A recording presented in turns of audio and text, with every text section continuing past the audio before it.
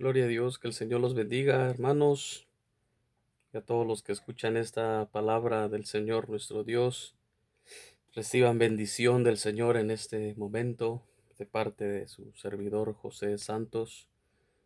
Es para mí siempre dirigir, comunicar el mensaje de la palabra del Señor y hacerlos llegar a sus hogares, sus corazones, en el nombre de nuestro Señor Jesucristo. Hoy quiero compartir o dar continuidad a lo que estábamos estudiando anteriormente sobre el libro del profeta Jeremías. Quiero que tuviera la oportunidad o si puede escucharlo nada más en el segundo capítulo de Jeremías, el versículo 14. Dice la palabra del Señor, leyéndolo siempre bajo la guianza del Padre, del Hijo y del Espíritu Santo, y dice: ¿Es Israel siervo? ¿Es esclavo? ¿Por qué ha venido a ser presa? Los cachorros del león rugieron contra él, alzaron su voz y asolaron su tierra, y quemadas están sus ciudades sin morador.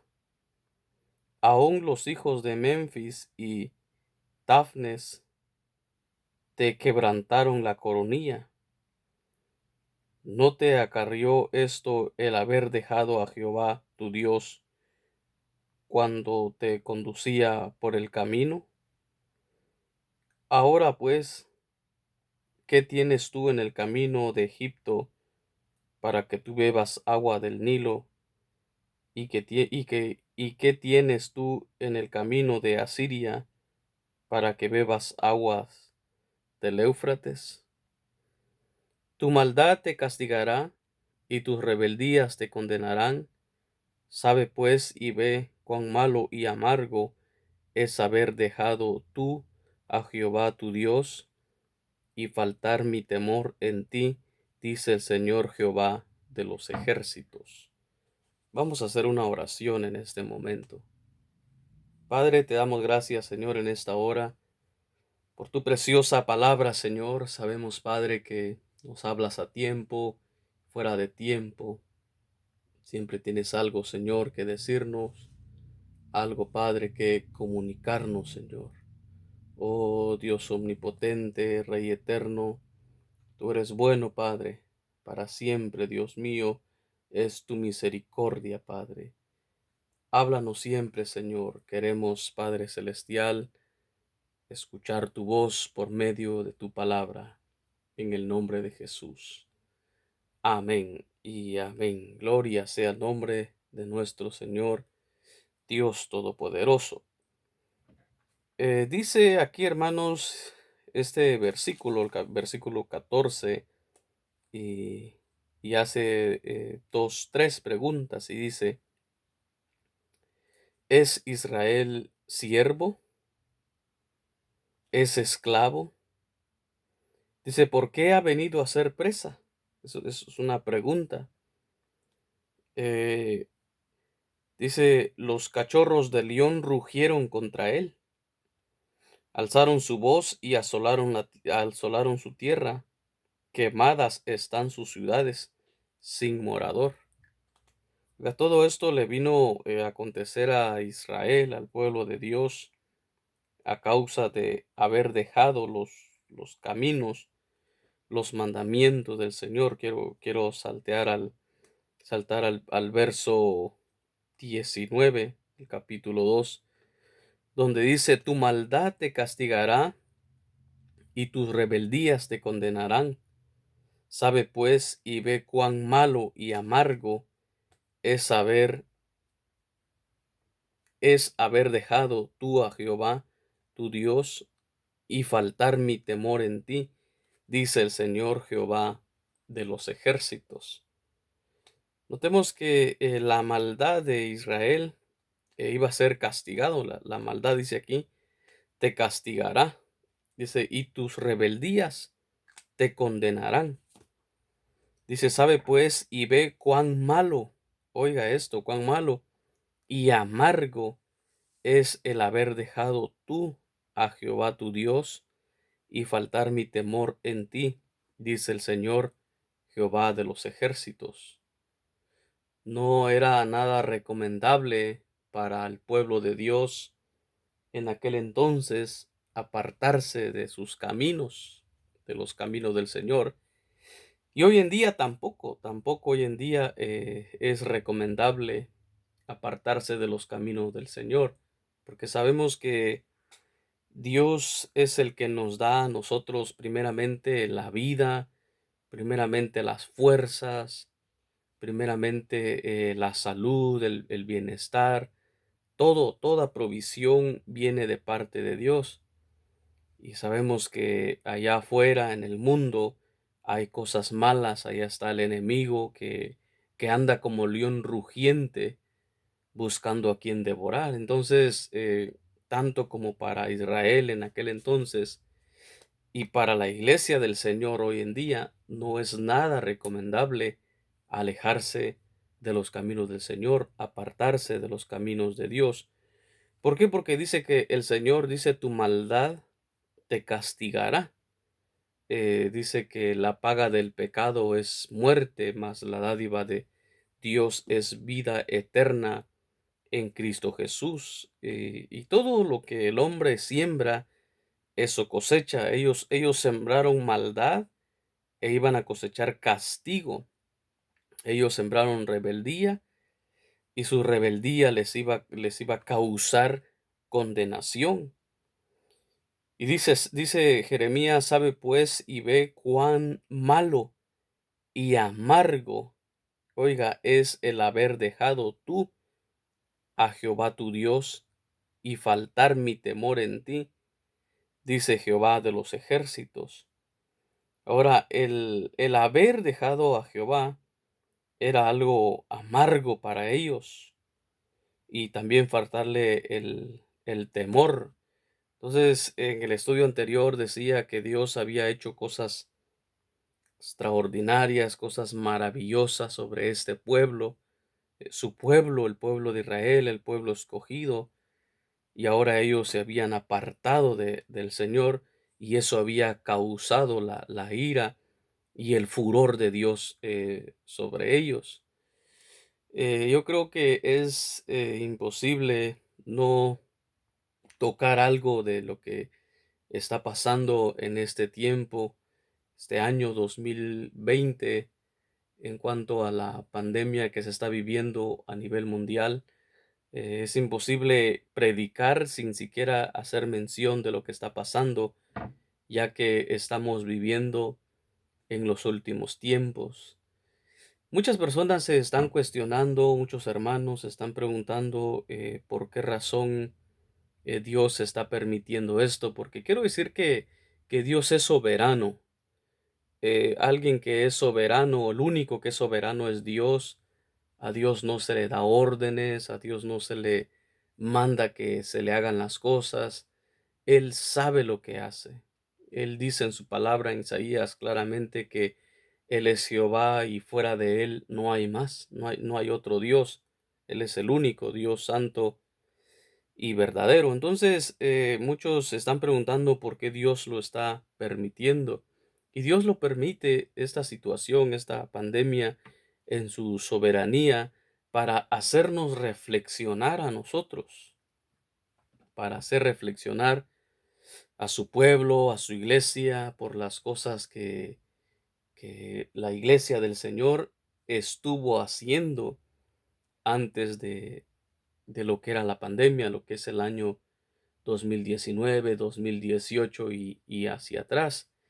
Yo quisiera pedirle al Señor con todo mi corazón para que si Dios permite, si Dios permitiera que la iglesia vuelve nuevamente en un buen sentido a algo de normalidad en cuanto a adoración, que ya no sea como antes, porque si ustedes pueden observar, mucha gente cristiana empezaba a imitar al mundo, empezaba a imitar al mundo en cuanto al manejo de las doctrinas de la fe cristiana, la adoración, parecía más un show y todas esas cosas que tienen que ver con el paganismo. Parece que en lugar de que la iglesia influyera en la sociedad, en el mundo vino a influenciar a la iglesia. Entonces yo le pido a Dios que nos ayude a que todos los hermanos, todos los siervos, despertemos y nos demos cuenta que si lo que estamos haciendo realmente agrada a Dios o solamente nos estamos agradando a nosotros mismos. Porque en el momento que nosotros dejamos los principios bíblicos, la santidad, nuestra devoción al Señor, nuestro temor a Dios, en el momento que nosotros dejamos todas esas cosas espirituales y nos apegamos a las creencias mundanas, a lo que es el socialismo, a lo que es la psicología, la filosofía, y nos olvidamos del poder que hay en el Espíritu Santo de Dios. Sin duda alguna, si nosotros dejamos las cosas de Dios, Dios nos va a castigar a nosotros. Y quizás en esto que se está viendo es como un castigo para la iglesia. La iglesia tiene que despertar. Yo creo que Dios está permitiendo las cosas para que la iglesia del Señor despierte, se dé cuenta que como el pueblo de Israel, vamos a ver que el pueblo de Israel más adelante, después de todo esto que vamos a ver, recibe promesas de Dios de restauración, de cuidado, pero todo tenía que pasar cuando la iglesia del Señor se iba, cuando el pueblo de Israel, perdón, se iba a volver de corazón a Dios. Entonces creo que en eso que se está viviendo, Dios quiere que todos nosotros nos volvamos a Él de todo corazón, como era el asunto antes, como era la alabanza antes, en aquellos tiempos cuando se buscaban más las cosas espirituales, las cosas de Dios y no las cosas de este mundo.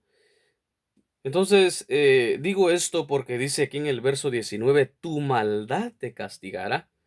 No era de que Dios se le iba a ocurrir nada más deleitarse en el castigo a su pueblo, en castigar a su pueblo, no. Dios le dice, claro, vas a ser castigado por tu maldad. Por eso vas a ser castigado, dice, y tus rebeldías te condenarán.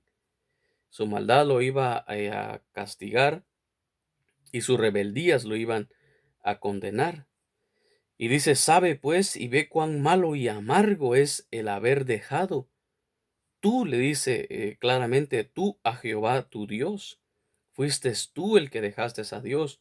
Dios nunca ha dejado, nunca había dejado a Dios a su pueblo. Como hoy en día nosotros, Dios no nos ha dejado a nosotros. Dios está. Y hoy, hoy más que nunca está cerca de nosotros. Pero lo que ha pasado es que nosotros hemos dejado al Señor, hablando generalmente. Nosotros hemos perdido nuestra comunión con Dios, con el Espíritu Santo, y por eso Dios permite la situación. Por eso se acuerdan que dice en segunda de Crónicas 7:14, si se humillare mi pueblo, por el cual mi nombre es invocado, y oraren y se convirtieren de sus malos caminos. Dice, entonces yo iré desde los cielos, perdonaré sus pecados y sanaré su tierra. Él está hablando directamente a su pueblo. Y yo creo que Dios eso quiere, que su pueblo, su iglesia hoy en día se vuelva al Señor. Dice en el versículo 20, porque desde muy atrás rompiste tu yugo y tus ataduras y dijiste, no serviré. Con todo eso, sobre todo collado alto y debajo de todo árbol frondoso, te echabas como ramera. Oigan, esto lo traía Israel desde muy atrás, le dice el Señor Jehová de los ejércitos. Las cosas, hermanos, no vienen por casualidad. Las cosas no vienen por casualidad. Siempre detrás de un acontecimiento hay algo. Ha ocurrido algo antes. ¿Se acuerdan de los estudios que hemos dado, las preguntas del periodista? del investigador es ¿por qué? ¿Para qué? ¿Cuándo? ¿Dónde? ¿Quién? Y nosotros, para poder entender el presente, debemos de ver el pasado. Debemos de llevar nuestro pensamiento, perdón, al pasado y ver qué cosas no se hicieron bien, por lo cual se vino esta consecuencia. Qué cosas no se hicieron bien, por lo cual el mundo está pagando porque no se había comportado bien delante de Dios. Y en realidad hay muchas cosas que estaban sucediendo alrededor del mundo que eran desagradables ante los ojos de Dios. Dios siempre en todo tiene un propósito. De eso no tenemos ni la menor duda. Dios nos ama y Dios permite las cosas para que la iglesia abra sus ojos, no se duerma espiritualmente y se dé cuenta que Dios mira desde los cielos. Y Dios está permitiendo esto también en la sociedad, en el mundo, para que las personas entiendan que, como está escrito en la palabra de Dios, es necesario que acontezca. Viene el fin del mundo. Está escrito en la palabra del Señor que son cosas que tienen que suceder. Los panoramas ahorita en lo que es el mundo, las naciones, están hoy en día más que nunca dispuestas a darle la bienvenida a quien los va a gobernar a ellos. Pero antes de que este ser, que el Señor lo reprenda, tome control, tome gobierno en la sociedad, la iglesia tiene que ser levantada.